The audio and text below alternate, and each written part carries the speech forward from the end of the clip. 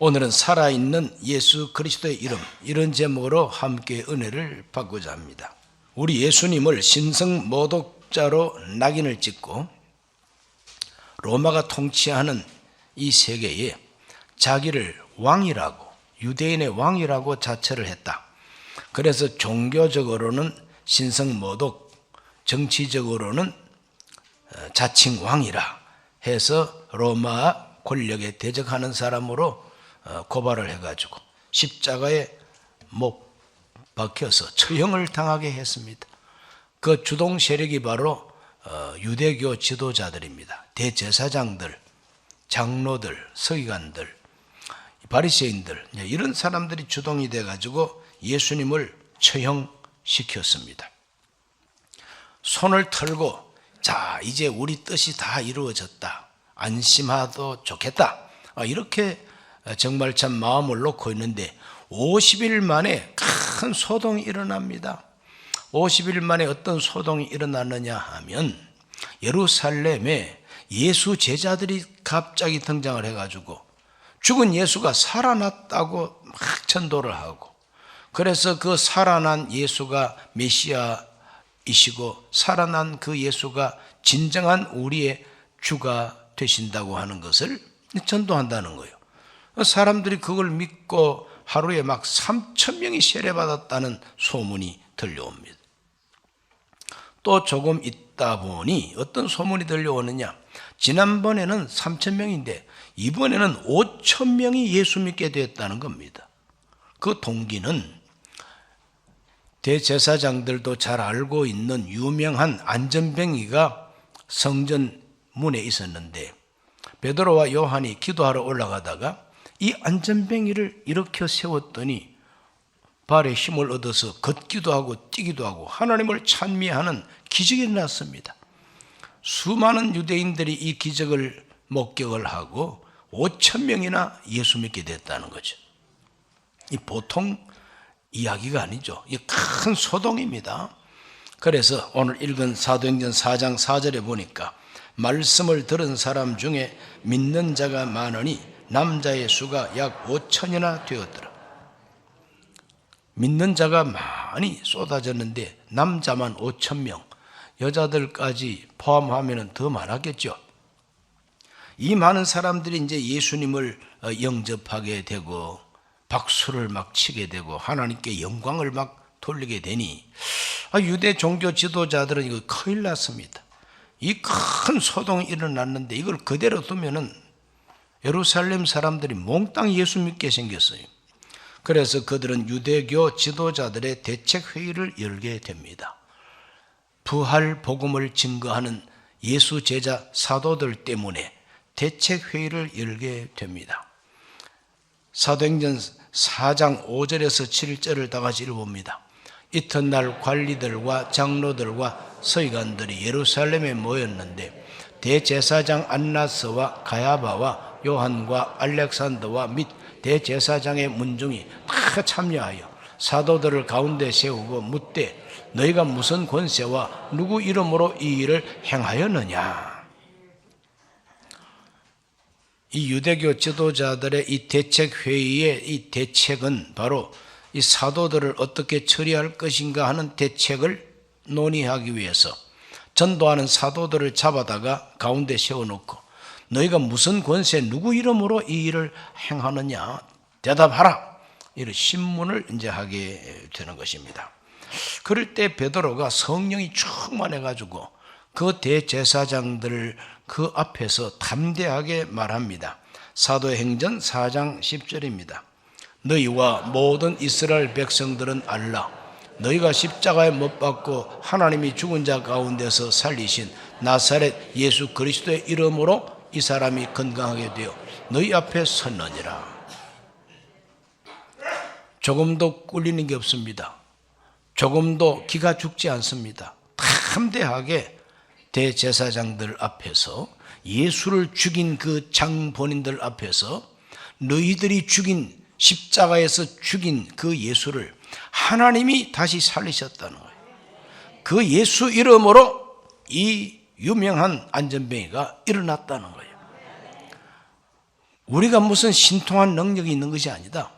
예수 그리스도가 부활하셨다는 겁니다. 하나님이 살리셨다는 겁니다. 살아있는 그 예수의 이름으로 이 사람이 이와 같이 건강하게 됐다고 하는 것을 담대하게 고백하게 됩니다. 예수 이름, 너희가 죽인 예수를 하나님이 살려내셨다는 겁니다.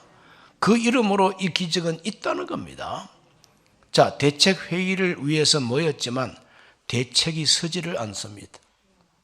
대책회의를 열었는데 대책이 안 서요. 왜 대책이 안 섭니까? 이 사도들의 입을 막을 대책이 없어요.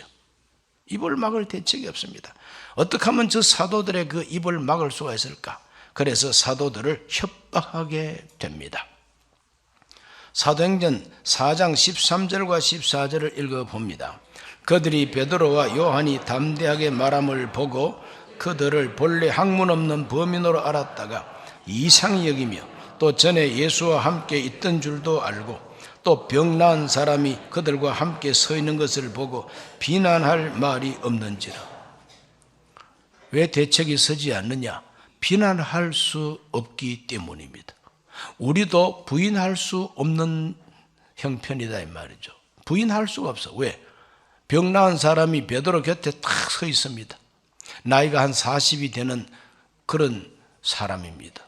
내가 전에는 안전병이었는데 이분들이 예수 그리스도의 이름으로 걸어라 하니까 내가 이렇게 발목에 힘을 얻어서 걷기도 하고 뛰기도 하고 이렇게 건강하게 지금 걸어 다닌다고 그 사람들 앞에서 펄쩍펄쩍 뛰고 걷기도 하고 이 증거가 너무 뚜렷하니까 대책이 없죠.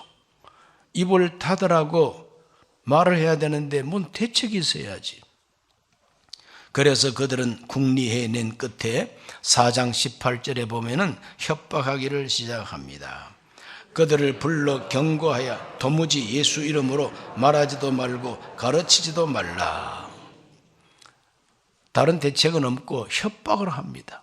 원래 대책이 없어지면은 자기들의 권력을 사용해서 입을 털어막으려고 그러는 거죠.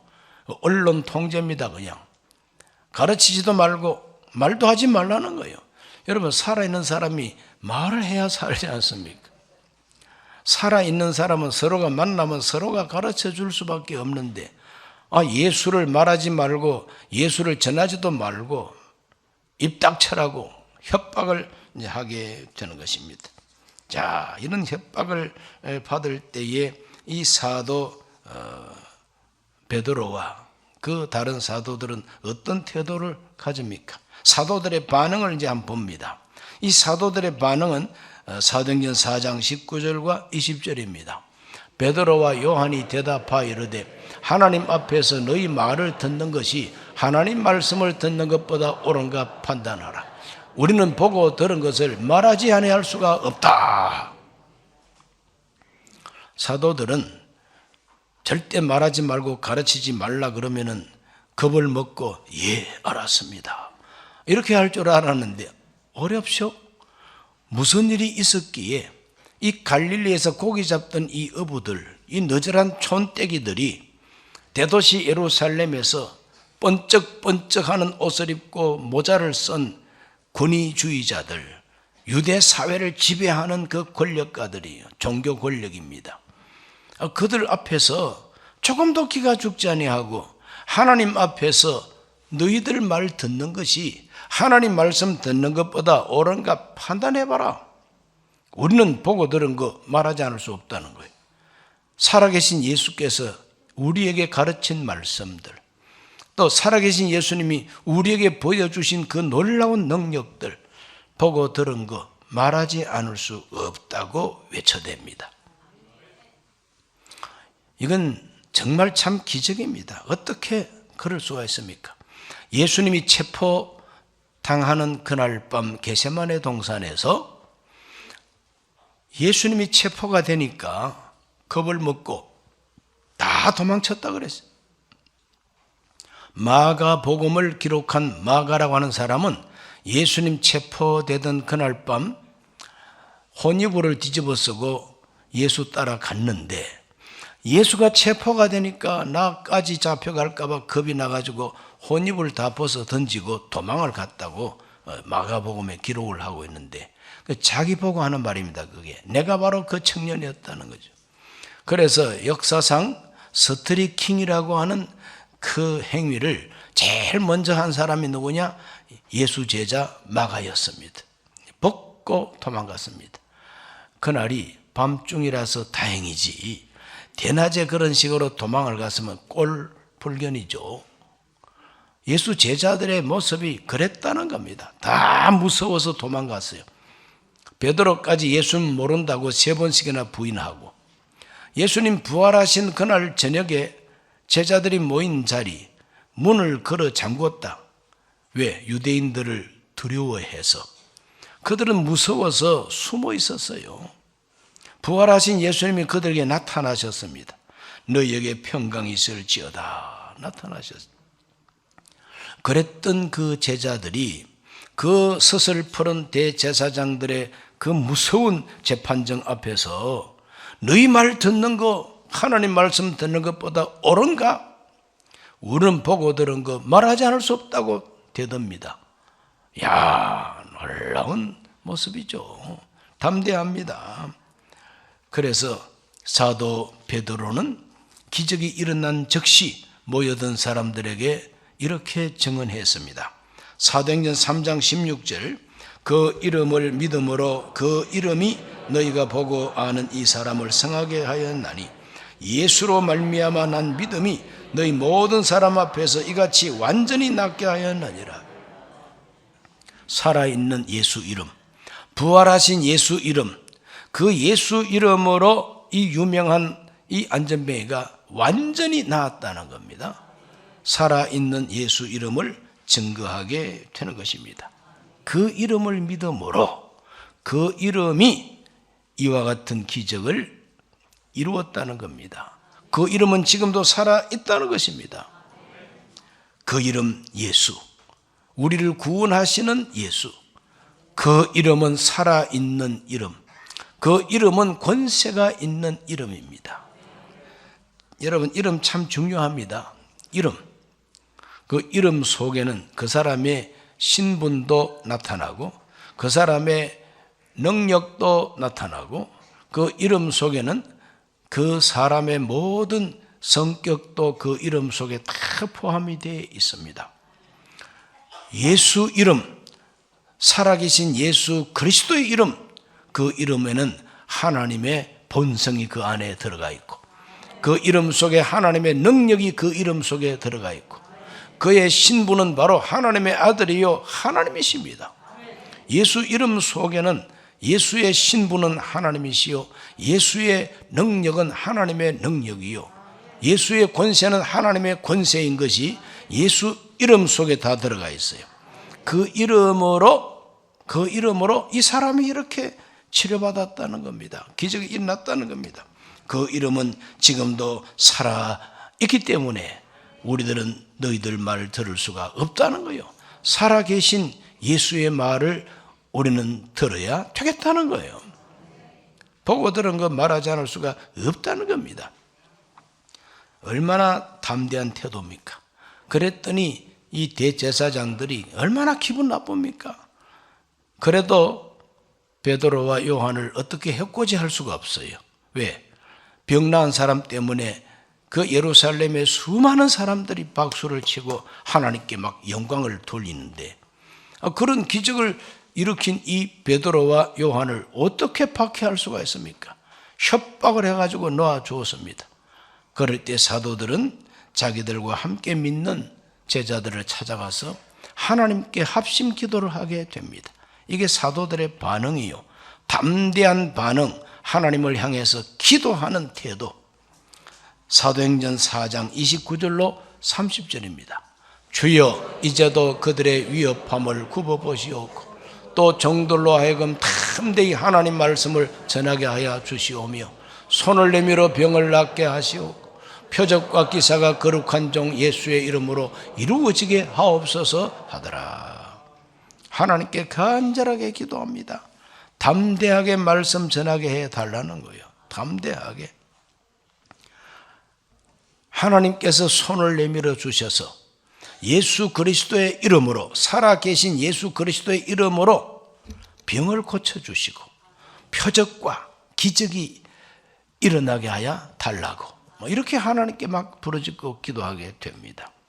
오늘 저와 여러분도 이 세상에서 환난을 당하든 세상에서 박해를 받든 걱정하지 말고 담대하게 하나님께 부르짖고 기도하셔야 됩니다.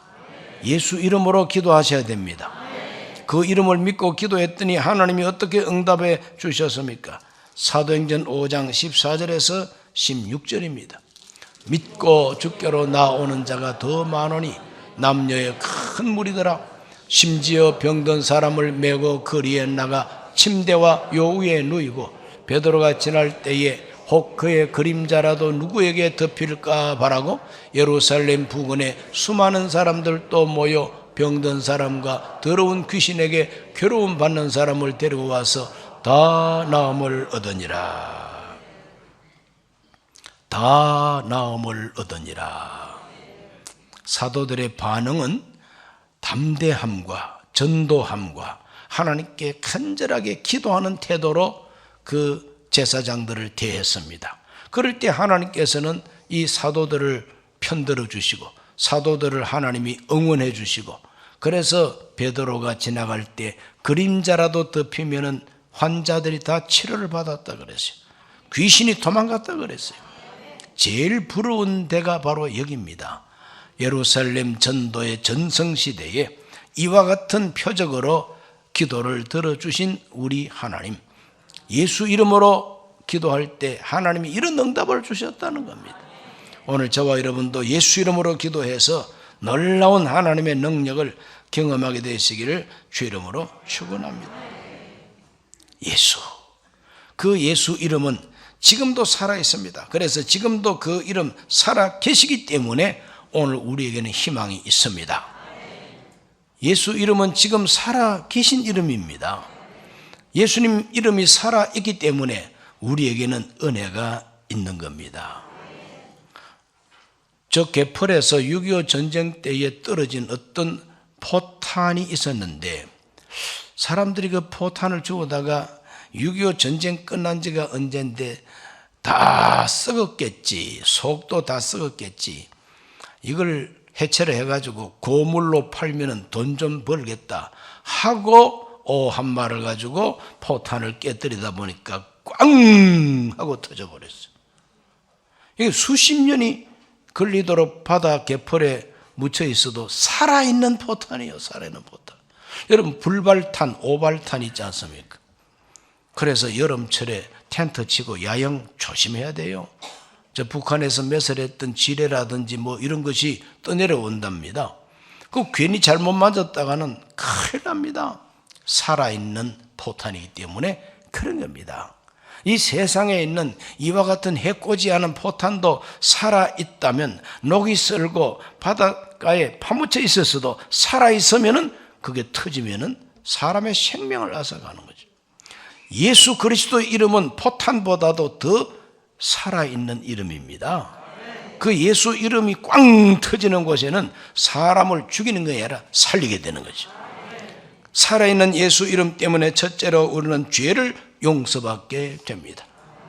죄사함을 받게 됩니다. 우리가 우리 죄를 자백하고 회개하면 미쁘시고 어려우신 우리 하나님은 우리 죄를 예수님 때문에 용서해 주신다 그랬어요. 왜 예수님 때문에 용서합니까? 그가 십자가에 못 박혀 죽임을 당한 것은 우리 죄와 우리 허물, 우리가 저질렀던 모든 이 죄악 때문에 예수님이 대신해서 고난받으셨으니까 그 이름을 믿고 회개하면 오늘도 용서받게 된다는 겁니다. 오늘 용서받는 주일이 되기를 바랍니다. 두 번째, 예수 이름으로 성령을 받게 됩니다. 성령을 받게 됩니다. 요한복음 14장 26절을 다 같이 읽습니다. 보혜사 곧 아버지께서 내 이름으로 보내실 성령, 그가 너희에게 모든 것을 가르치고 내가 너희에게 말한 모든 것을 생각나게 하리라. 예수님은 분명히 말씀하십니다. 아버지 하나님이 내 이름으로 보내는 성령이라고 그랬어요. 예수 이름으로 보내는 성령입니다. 그러므로 예수 이름을 믿고 성령을 기다려야만이 성령을 받게 되는 거죠. 그 예수 이름으로 성령을 받으면 그 성령은 보혜사가 되셔서 나를 떠나지 아니하고 나를 변호하고 나를 위해서 도와주는 분이 되는 것이죠. 세 번째로 예수 그리스도의 이름, 살아있는 그 이름으로 우리는 기도 응답을 받게 됩니다. 기도 응답을 받아요. 예수 이름으로. 예수 이름이 살아있는 이름이기 때문에 기도 응답이 옵니다. 예수님은 약속하셨습니다. 요한복음 14장 13절에서 14절에 너희가 내 이름으로 무엇을 구하든지 내가 행하리니 이는 아버지로 하여금 아들로 말미암아 영광을 받으시게 하려 함이라. 내 이름으로 무엇이든지 내게 구하면 내가 행하리라. 약속입니다. 예수님의 약속입니다. 내 이름으로 무엇이든지 나에게 구하면 내가 시행하리라. 그러므로 영적 세계는 우리 예수님의 동무대입니다. 다른 배우가 필요 없어요. 예수님 한 분이 다 합니다. 그냥 내 이름으로 나한테 구하면 내가 시행해 준다는 겁니다. 그러므로 살아있는 예수 이름은 응답입니다. 그렇기 때문에 오늘 우리 모두는 예수 이름으로 기도하셔야 됩니다. 요한복음 16장 24절은 이렇게 말합니다. 지금까지는 너희가 내 이름으로 아무것도 구하지 아니하였으나 구하라 그리하면 받으리니 너희 기쁨이 충만하리라. 예수님이 말씀하신 그대로 모종을 하듯이 오늘 이 시간에 이 말씀을 떠와서 우리에게 적용해 봅시다. 지금까지는 기도 생활을 제대로 안 하셨지요. 지금까지 예수 이름으로 하나님께 뭘 간절하게 구해보지 않았다면 내 이름으로 이제 구하라. 그리하면 받을 것이다. 너희 기쁨이 충만할 것이다. 기도 응답 받으면 기쁨이 충만하게 된다는 겁니다. 그러므로 정상적인 크리스찬들, 정상적인 믿음의 사람들은 기쁨이 충만한 사람이죠. 왜? 기도 응답 받았으니까. 예수 이름으로 하나님께 구하고 하나님이 주신 것 때문에 기쁨을 누리게 된다는 겁니다. 네 번째로 예수 이름으로 받을 수 있는 은혜는 귀신을 추방합니다. 귀신이 있긴 어디 있어? 여러분, 귀신이 어디 있습니까? 귀신은 항상 우리 주변에 맴돌고 있습니다. 어떤 사람은 그 귀신의 영향을 입고 있습니다. 마귀가 가룟 유다 속에 들어가니까 가룟 유다가 예수님 팔아치우고 말았습니다. 배신자죠. 12사도 가운데 유일한 배신자입니다. 이 배신하는 영성은 어디서 오느냐? 마귀한테로부터 오는 것이죠. 귀신이 있긴 어디 있어? 그 귀신이 지금 우리 주변에 있습니다. 어떤 사람은 귀신에게 잡혀 있어요. 그래서 귀신이 시키는 대로 하게 된다는 겁니다. 그러나 예수 믿는 사람들은 예수 그리스도의 이름, 살아있는 그 이름 권세를 가지고 귀신을 쫓아낸다고 했어요. 귀신을 이긴다는 겁니다. 그래서 너희들은 믿음을 굳세게 하여 그를 대적하라 그랬어요.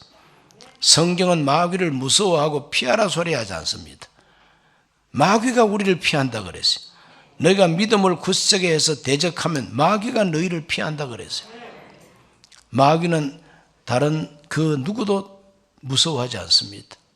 왕이라도 마귀는 무서워하지 않습니다. 옛날에 사울 왕이 귀신이 들어가니까 완전히 정신이 이상하게 돼가지고 자기 사위를 죽이려고 창을 던지고 그러다가 전쟁터에 가서 죽었습니다. 오늘 우리들은 이 마귀가 무서워하는 것은 예수 이름밖에 없다는 걸 알아야 됩니다. 이 마귀는 미국 대통령도 안 무서워합니다. 이 귀신은 러시아 대통령 푸틴도 무서워하지 않습니다. 중국 시진핑 시시한 새끼라 그럽니다. 이 마귀는 절대로 무서워하는 존재가 세상에 없어요. 오직 살아있는 예수 이름, 하나님의 권세를 가진 예수 이름을 무서워합니다. 그래서 예수가 우리가 하나가 되어가지고 예수 이름으로 명하노니 하고 마귀를 쫓을 수가 있다는 겁니다. 다섯 번째로 예수 이름 살아 있으므로 우리는 세상을 이기게 됩니다. 요한 1서 5장 4절에서 5절을 읽어봅니다. 무릇 하나님께로부터 난 자마다 세상을 이기느니라. 세상을 이기는 승리는 이것이니 우리의 믿음이니라. 예수께서 하나님의 아들이심을 믿는 자가 아니면 세상을 이기는 자가 누구냐 그랬어요. 예수 믿는 믿음, 그 이름을 믿는 그 믿음, 이것이 세상을 이긴다는 겁니다. 왜? 하나님이 우리 편이 되어 주시니까. 우리 스스로가 무슨 힘이 있겠습니까?